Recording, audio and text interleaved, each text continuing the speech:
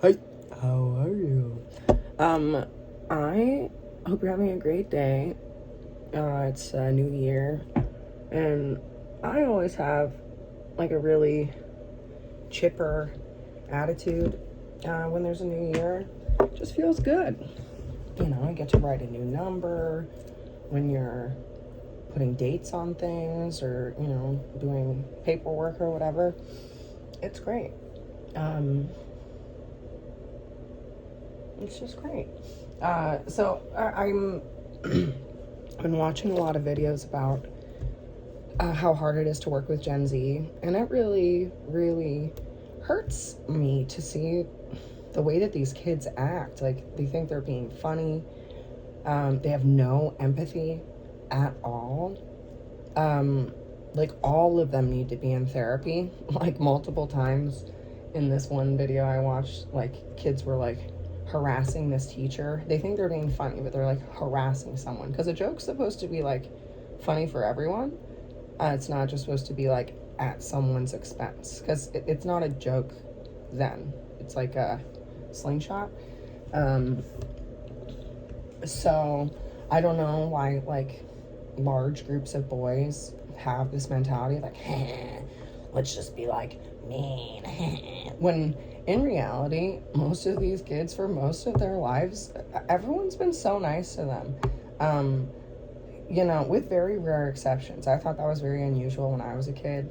All these kids that were really like snotty and like mean, their parents were so sweet and so nice to them, and so like, oh, can I do this or that for you? Oh, can I bring this for you? Because like, I think it's so easy. Like, you don't get it when you're a kid. You just have this like snotty attitude, like, I didn't ask to be here. Like, oh, really,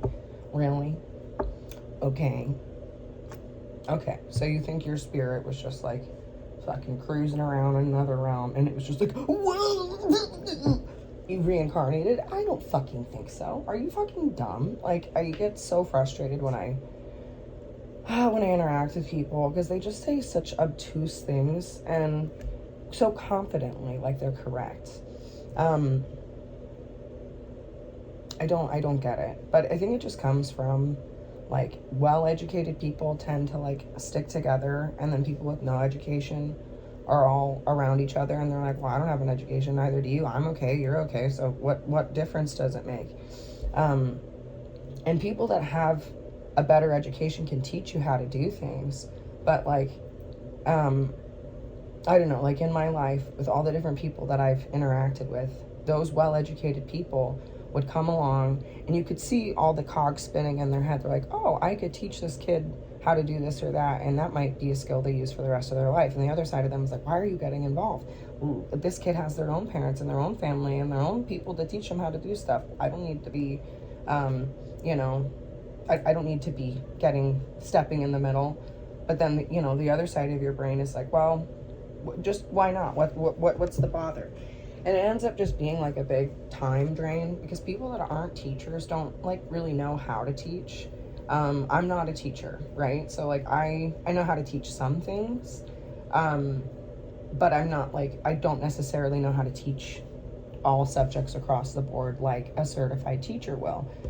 There are so many classes that are specifically about, each phase of child development and all the different milestones that kids are going through, and different learning styles. And granted, I have been exposed to most of this information, but never in a formal like teacher. Me being the teacher, learning all of the stuff. I've learned it by volunteering, and working with teachers, namely my mom and some of her friends that work in their classrooms. And every woman does things a little differently, which is really cool.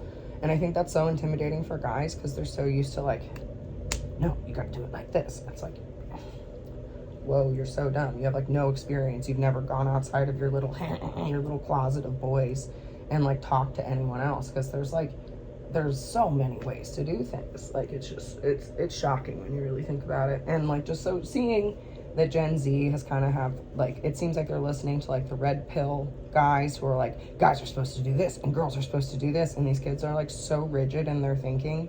It's normal as people age for them to like develop more rigid thinking, but when you're young, you should be like rejecting concepts way more than you're just blindly accepting them, like, and I think that, like, that's a good thing.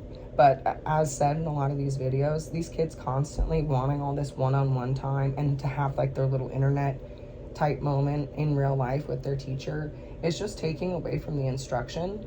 And I think it's so hard. Kids don't realize that they don't have an attention span.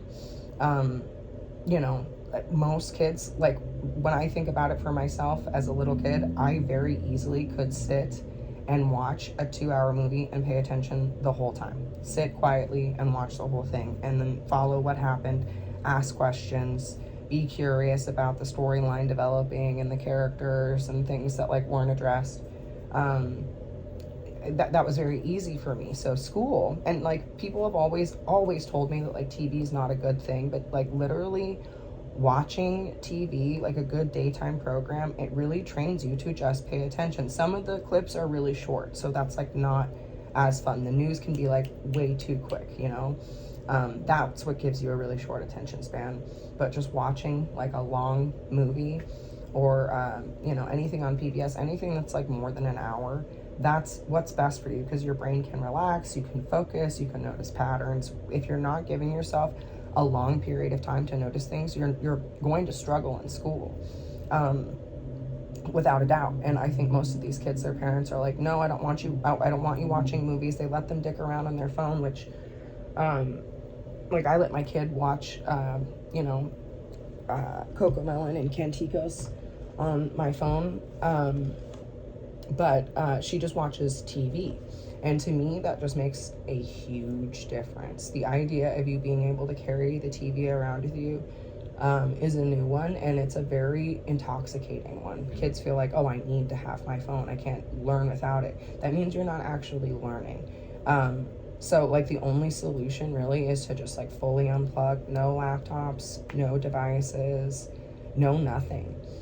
Just watch long movies, Gone with the Wind. And people can say I'm crazy for this, but that seems to me to be the only thing that can fix an attention span. Kids, when left to their own resources, they're gonna just stick around on TikTok, and those clips are 15 seconds long. So asking them to sit through an instruction, even a 30-minute instructional period, is going to be basically impossible for them, because they're used to every 15 seconds, something changing, and that's just like setting them up to go to the psych ward more than anything. So like I'm not sure how it's winter break, so I think a lot of parents are with their kids anyway. Maybe they're letting their kids just play with their phones, but I think at this point more than ever, this is the time where it's like, look, do they need a phone? I don't think so. You can do most of the same stuff on a watch, and a watch is totally visible. It's like right there on your wrist, and even that, I don't think kids need to unplug. They don't need any of that stuff. Like, try to give your kids the same type of childhood that you had. And if you didn't get a cell phone until you were 17 years old, there's no reason for you to be putting a cell phone in your little baby's hands. You're going to change them, and you don't know how you're going to change them. And when we're looking at Gen Z and how they're acting in school, and how they have no empathy, how they have no attention span, no remorse, they're very mean, they're always causing problems, running away, disrupting class, they don't mind getting attention. Because I don't know if all of these kids are from single parent homes, so they're used to getting a lot of attention, or they're used to being kind of left to their own devices. But either way, it's not totally normal. Life is supposed to be a blend. There's always supposed to be people in and out. The multi-family home has worked for a lot of years, and there's a lot of flaws with it too, but there has to be a way for kids to get more interaction with people without going into their phone to do it, because that's what's happening. And I think people think that it's safer, but it's causing so many more problems in these children's behavior than if they had just if these two single moms rented a flat together, or they did a duplex, or they're trying to do something. You have to work with what you have. If you just completely ignore whatever God has kind of thrown your way, and it's okay, try this, 5 years go by pretty fast, and then you can find something else or do something else. I think most women want a man, but they don't. I think most people just want to be taken care of. And it's the same with kids. They just want to kind of be passive. They don't want to step into the adult role. And you see it so much with this, with a lot of Gen Z, where they're just very resistant to growing up. And growing up isn't like fun all the time. It's not just laying in your bed all the time. Like I saw a video the other day, and I had to stop it after like a minute. I was just like, I don't relate to this at all. I've never, ever, ever just had like the ability to sit at home for days at a time. I couldn't afford to do that. I couldn't. I would starve. I would die. And I was already a pretty skinny person. So like if I skipped a couple meals, it wasn't like I could fast and just like I had a bunch of fucking sandwiches stored all over my body. I burned everything that I ate because I was just running around working. And I've had to work very hard in my life. And I saw another video recently. I haven't really thought about this in a long time, but my whole philosophy, once I learned how to work, the earliest that I could work was 14. So I fucking busted my ass, 14 to 24. Boom! I worked as much as I could. And I definitely hit a little slump at 24. And I was like, I don't want to work as much. And then I started working even more. I filled my entire fucking day. So I was like, if I can make money, I don't want to just hang out with my loser friends. Fuck these losers. There's nothing like better than building your own mind. All these kids like these building video games, and they're not realizing you have your own brain to be building up with information and facts about your world. No one else is going to get you that information better than you. Like someone also tagged me and asked if I was an autodidact, and I didn't really know what that meant. And I have taught myself a lot of stuff. I love teaching myself things. I'm interested in so many different topics. When I went to college, it was really hard for me to pick just one subject. And I'm still kind of in that same boat. Like, what would I want to go to school for? What could I see myself doing full time? There's so many pros and cons to everything. But teaching is great. The medical field seems great. I love the food service industry. I love working with plants. There's a lot of options within your passions, but you have to know what your fucking passions are. You have to go out there, work, do things. And kids are prohibited from being able to experience the joys of work because they don't know how to fucking do 6th grade math. So I'm very upset about this. I really want kids to take their education seriously. That means reading books in your free time. If the sun is out, you're fucking reading a goddamn book. And when it becomes dark, then you can watch movies. And as crazy as that is, that was my routine as a child for years. I would play with my brother, like those were the activities that basically we could do during the day. You can stay inside and read. You can go play in the neighborhood with all your friends. Come back for lunch, and then come back for dinner. And then at dinner, you're done. You can maybe watch a movie and go to bed. And that was a routine that really worked for me. It made me feel very like safe and secure and stable and like excited about school. Because the kids are behind in school and they're not getting their extra school work in. They're not doing their homework another time. They're going to behave the way that all of these kids are. So it's very alarming to me to see like, oh my God, these kids are academically like 3 years behind and they're behaving like they're trying to act more mature for their age. And I've seen this so much with kids. It's only kids that like don't know how to do math or don't know how to fucking do fucking anything that act all like, I'm gonna fight you. It's like, oh God, you're dumb. And your parents don't notice. Nobody wants to pay for a tutor. They don't want to take their kid to the library or whatever. But like, I'm telling you, it's the simplest thing.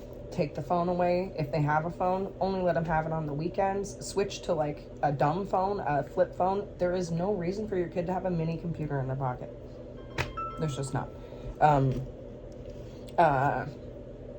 Maybe it depends if they do sports. I think it depends if they have, if you live between two houses. I think there's a lot of exceptions, which is why cell phones have become so popular. But it doesn't mean that like it's a 24/7, 365 thing. I think it's ultimately better for kids' safety for them to have like a home phone that they can, make calls from. Not everyone wants to do that anymore. But it just, to me, what seems best for kids is like what has worked. We kind of have to go back to some of what has worked and utilize the tools that we have. But the kids are not realizing that like they have their own tool. You have your own tool already, your brain. This is nothing compared to your brain. This is just like they tried to copy how cool a brain is and what a brain can do if you actually fucking load it up, build it, work it, create those synapses, try to understand yourself. That's the whole point of life. It's intimidating, it's scary, it's solitaire, and you can't fucking cheat solitaire. You just have to be good at solitaire. You know what I'm saying? So you just have to be good at life. And when you're a kid, you're not supposed to be very good at it. You're a kid. You're learning how to do things. You're learning everything. So give yourself a little space. Give yourself a little time. It's better to be behind early because you have plenty of time to catch up. The only person like really psyching yourself out is yourself, and seeing how mean kids are talking to their teachers. I can only imagine how their inner talk is, which to me, not everyone is born knowing coping skills, and there's nothing wrong with that. There's nothing weird about that. You can look up what are coping skills. You can go to the library. You can ask the librarian for a section on coping skills. Or you just have to have a couple keywords and go into. That's how I've learned most of the information that I've learned in my life, is I've gone to the library. I've talked, hi, good morning, how are you? My name is so-and-so. I'm here to look for information on whatever topic I'm interested in. Can you tell me some more about that? And most of the time people do, or if they don't, they'll go find someone that does. So it's a fun thing for you. And you're at the library, so you're like, oh, I get to talk in my cool ASMR library whisper voice. Like the internet is just like imitating real life. You understand that? None of this stuff just came from the internet. It's all from real life. So like start doing it, you guys. Please